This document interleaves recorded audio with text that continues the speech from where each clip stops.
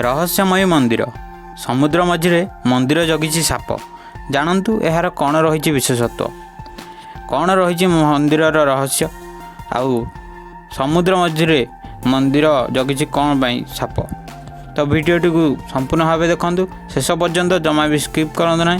चलतु डेरी नक वीडियोटी को स्टार्ट करवा। जय जगन्नाथ। ओडिया बुलेटिन को आपण मानक स्वागत।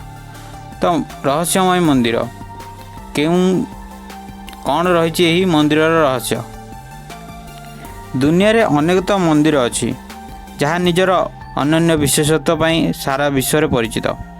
दुनिया रे एपरी एक अद्भुत मंदिर रही जहाँ समुद्र मझिरे अवस्थित। यही मंदिर को चारिपाखर घेरी रही पानी।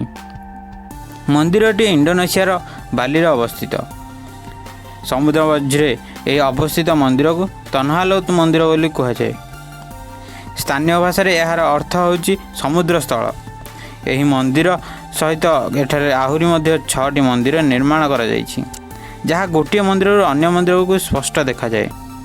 धार्मिक विश्वास अनुଯାयी पंचदश शताब्दी में निरथ नामक जड़े पुरोहित समुद्र कूल बुलुवा समय यही मंदिर को यही स्थान को आसीथिले।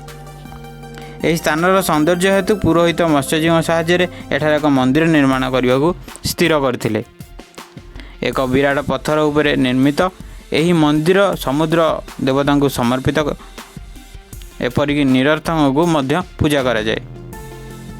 मंद आत्मा और खराब लोक मान यही मंदिर को रक्षा करने पुरोहित यही निरर्थक निज शक्ति द्वारा एक विराट समुद्र साप सृष्टि करथिले, जहाँ एबे भी मंदिर सुरक्षा करुछि।